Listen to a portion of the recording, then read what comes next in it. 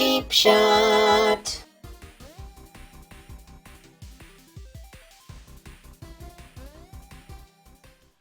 Hello and welcome once again to Cheap Shot Entertainment System. This is the dedicated gaming channel, excuse me, for Cheap Shot Entertainment. So we're taking a slightly different view on what we do for games now, and came to the conclusion that the very early videos of doing a game, doing it once, not playing through it, actually works really well. So we're going to go back to that format. Please let us know what you think of that format um, as we move forward. So this is going to be the game of the week, and this week we are playing Burnout 3 Takedown for the PS2, and wow, what a game! So the basic career mode is this. So you get a crash nav, which is slant on a sat nav, I suppose, and you get USA, you get Europe, and you get Far East. Now, we count up the amount of levels, the amount of things to do in this game, about 200, and that is just absolutely insane. You wouldn't get that now. You'd have to buy 150 of them, probably 180 of them, as it were. So there's obviously there's normal modes, there's crash modes, there's takedown modes, there's normal race modes. You can play split screen, I think up to 4 players, which is crazy. Um, and yeah, there's burning laps, there's all sorts of stuff that you can do. Road rage, that is really cool. I'll get to that later. So again, back when gaming was good, back when games actually gave you credit for playing well and not just microtransactions all over the place as it is now. So we're going to pick a car. I'm going to go with the M6. You can change the colour as well, which is pretty cool. Not very many colour choices, I might add, but very cool. And this is the ultimate prize. So once you've got all your gold medals, you get an F1 car. Uh, Possibly good for races, not so great for crashing, because there is a dynamic in this game that I think is really cool and well thought out. So we're just going to have a go at this burning lap. So basically, with Burnout, if you've never played it before, go and get a copy because it is insanely good and lots of fun. With Burnout, you have to build up your burnout. You see that little flame at the bottom of the screen? That is your burnout meter. So in order to build that up, you get points for drifting, you get points for near misses, you get points for burning out. You also get points for driving on the wrong side of the road. So any Europeans out there driving in the USA, you would actually get points for that. Only, obviously, it would be police points in this case. Of course, whatever you do, you can also crash, as we've just seen there. So, yeah, this is what you call a burning lap. So the idea is to burn the lap all the way around, beat the score, and better your time. So this one's actually quite difficult, a difficult one to get onto. It's based on Chicago, I think, where they've got the train running overhead, famously used in Die Hard, and I think it's Chicago. Could be New York. Actually. I don't know. It's one of the two. I think yeah, Die Hard's in New York, isn't it? Die Hard 3. Yeah, so famously used in Die Hard anyway. So I completely messed that up. Crashed about 5 times. Obviously, I'm not going to be getting any gold medals for that because they want you top time to be 103. But because I did some burnouts, because I used the assets that I was being given, I did actually earn some points. Now those points go towards cars and things like that. You don't get to choose the cars. They just sort of say, yeah, you've got a new car, you've unlocked the track, etc., etc. And this is the global burnout points here, look. So you win a car at 50,000. So we'll move on to a different type of event now. So that's a Grand Prix. I don't want to be doing that because it's several different races all at once. And this is about showing you how much fun Burnout 2 is. Back when EA actually made good games that had some thought behind them. So, yeah, we're struggling in the USA. Let's move on to a different area. Far East, we've got some new events. So, let's have a look. We've got crash events, in fact. So, I think we should go for one of those.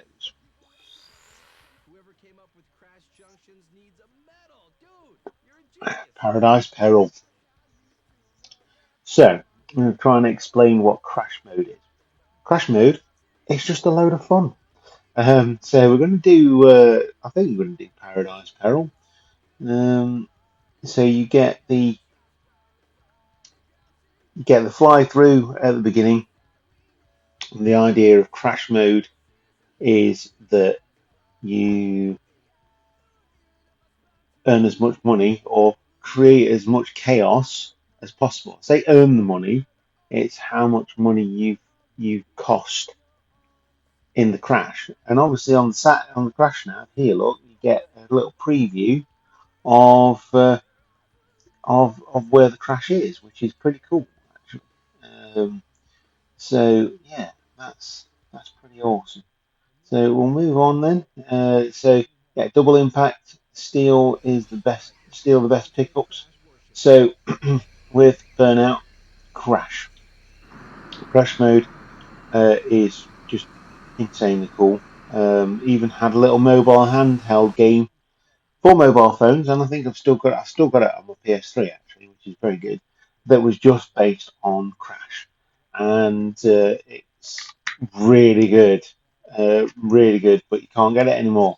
So, what are you doing, EA? Re-release it because it's good. So yes, with Crash, cause as much chaos as possible. There are pickups. That's a speed boost. Sometimes they work to your favour. Other times, as you've just seen, they do not.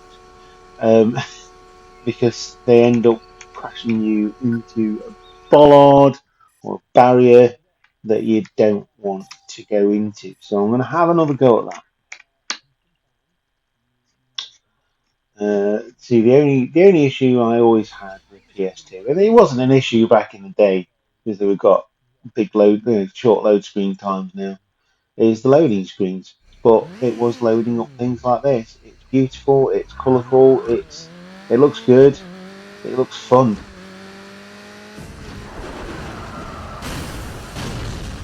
Oh yes, and get extra crash breakers. Again, sometimes these pickups don't go in your favour. So there's extra crash breakers, there are multipliers, and of course, once you've crashed enough cars, you get to crash breaker again. The idea being that if you're in the middle of a bunch of cars that have crashed, you can cause more damage.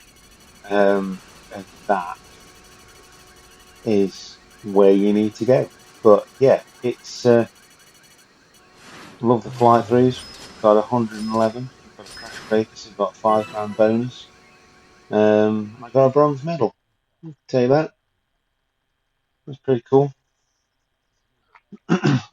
So yes, with crash mode, it always probably takes a couple of goes through to get used to what it's asking you to do. So with that, it's yeah, it's mind over matter. So you get an idea of what it is that you need to do. You've got global crash and total. So you win a car at 15 million, which again is cool because it gives you things back. It unlocks stuff at the point where you're, you know, doing well, basically, which is good. Everyone loves a little bit of certification after doing something well, like a head teacher's commendation. But yeah, we're going to move on to a different crash event, Neon Nightmare, and this must be Far East then. So it must be something to do with Tokyo, not New York. Could be wrong on that one. Okay, so Neon Nightmare. If I remember rightly, there's two junctions on this. So what you want to do is miss the first junction and then hit the second junction, which is a lot more difficult, as you can just see. As you just see, a lot more difficult than it sounds. Um, so you may be restarting this level quite a bit, like you're seeing me do now, uh, because this game is so good. I can't get over in words how good this game actually is. So let's give it another go. See, that speed boost does help in a sense, but then you have to really think about how you're getting through the rest of it. Some of the pickups are placed in places that don't help you. So bear that in mind if you ever play this game, because it will punish you for it. Definitely. Uh, it's just one of those things like the speed boost. Sometimes you don't want those because you want to be able to create as much chaos as possible. So by missing the speed boost, you give yourself a chance to actually steer and move around. Now, what is great about Burnout 3 Takedown and the Burnout series, because they did it before, is even in races, when you crash, you can press the R1 button and then control your car in the crash. So if you've been taken down by someone and you want a revenge takedown, you can do that. Yeah, that's better. There we go. So I've got a crash breaker. Now R2 for the crash breaker, that's the one. And pick up the ×4 multiplier, brilliant. Wish I got another crash breaker there, because that could have made things a lot better, but we'll see in the fly through as we go through and see how much damage we've done. Tuk-tuks, buses.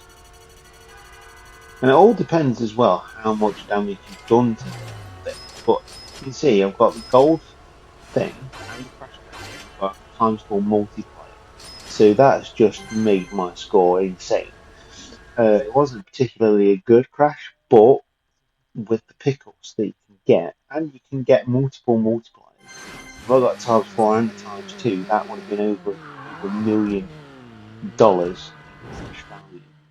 So yeah, you have to bear these in mind when you're doing these things. So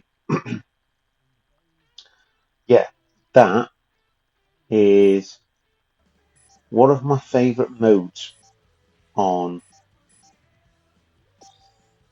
on Burnout. So another one of my favourite modes is Road Rage. So it's got everything that you love about racing cars and everything you love about the crash mode. So what Road Rage is, it's not a race, but you are speeding around a roadway, and it is a circuit. But along the way, you've got rivals that you need to be able to take out, and the more you make them crash, the more money you make, the more points you score, and the more likely it is that you're going to get a new car at the end of it. So we haven't got much choice on this one. We've only got the compacts. But as you can see, there's different series of cars as well. Coupes, heavy, sports cars. Each one has their uh, own ways of working. Obviously, the sports cars are lighter, but they're faster, so they're not great with crash mode, but really good with races. Then you've got the heavy ones, again, not built for speed, but built for damage. So you can use them in crash mode. With road rage, I like to use the compacts, and this is not an exact replica of my very first car, which was a Renault Clio, but I did have a Renault Clio in white, which is why I chose this car. And I always played this with this car when it first came out, which was really cool. Didn't make a crash, just spun him round apparently. But yes, the this game, there we go. First takedown, wall takedown. Now you have, every time you do a takedown, you get more speed. So make sure you use that to your advantage in this mode. You get multiplier bonuses as well, and there is signature takedown. So and you can control your pattern. Yeah, see the impact. It's been a while since I've played this, so and the other thing is the damage. The more you crash, the more damage you get on the car. So it's about getting as many takedowns as possible before your car goes kaput.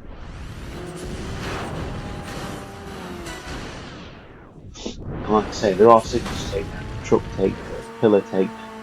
I think the tram on one level you get points for tram takedowns. You get points for shoving them off a cliff and stuff like that. It's insane, but it's so much fun. And the more you do it, the more of a rampage you get. So I'm on 10 already, and it's just so much fun. I'm just burning out here. I'm not even stopping because I've crashed. Because it's just the look of the speed, the cars, the tracks, even the scenery. It just all adds to a great gaming experience, and I would say this is probably one of the best gaming on the PS2. It doesn't get much love when it comes to talking about the PS2 games, but this and SSX Tricky are two of my favourite. I will play that on Game soon as well. They did bring out more SSX games. Tricky brought out SSX 3. It came to a lot of fanfare. And it wasn't as good as Tricky. They tried to make it more realistic. I think this is where I love this game as well. This is completely not realistic. You would not have crash. We would not have this in real life, obviously. And I think that's why I love it. When I play a game, I want it to take me away, much like movies. I don't mind realistic movies, but I want them to take me away from reality. And this is what this game does. It takes me away from that reality. It's a controller in my hand and it's these lovely visuals, colours, speed, marks. I don't know. I don't know how to describe it. I'm just so happy playing this game. Like insanely happy. 120 already. This is cool. Yeah. So you get points for tailgating. You can crash one car into another. You can psych them out and push them into the back of another car. It all gets you burnout speed.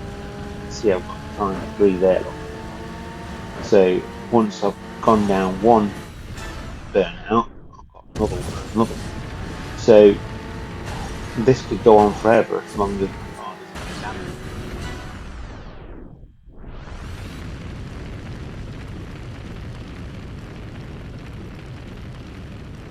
Oh, crashed. That's not what's supposed to happen in this mode. And my burnout's going down. Oh, right. So, obviously the disc is having a mare. It brings me to a good point where I can say goodbye to you all. I hope you've really enjoyed this as much as I've enjoyed playing it, as we are still waiting for it to uncrash. And hope you've enjoyed this week's game of the week, which is Burnout 3 Takedown. Make sure you check your discs, people, because otherwise this could happen. Maybe it's just having a mare because I'm so good at it. I don't know. Just stop. Oh, there we go. Yeah. So yeah, this is Burnout 3 Takedown. EA Games, and they used to challenge everyone. And FIFA became the juggernaut that it is today. Microtransactions everywhere. Because EA are way too powerful. That being said, they've come with some good games. I think the last two games of the week have been EA games, haven't they? Last week we played The Sims, this week we're playing Burnout 3 Takedown. So, yeah, looking for the microtransactions thing, quite good. And also, to feature on this, obviously with the PS2 being one of the first consoles that you can take online, you could actually plug this into your Ethernet and have a good time online with it. So we've crashed again. So that's a good time for me to say hasta la vista, adios. Hope you've enjoyed the video, and I'll see you next time, gaming fans. Hopefully we'll get a disc that doesn't crash next time. Take care of yourselves. And goodbye.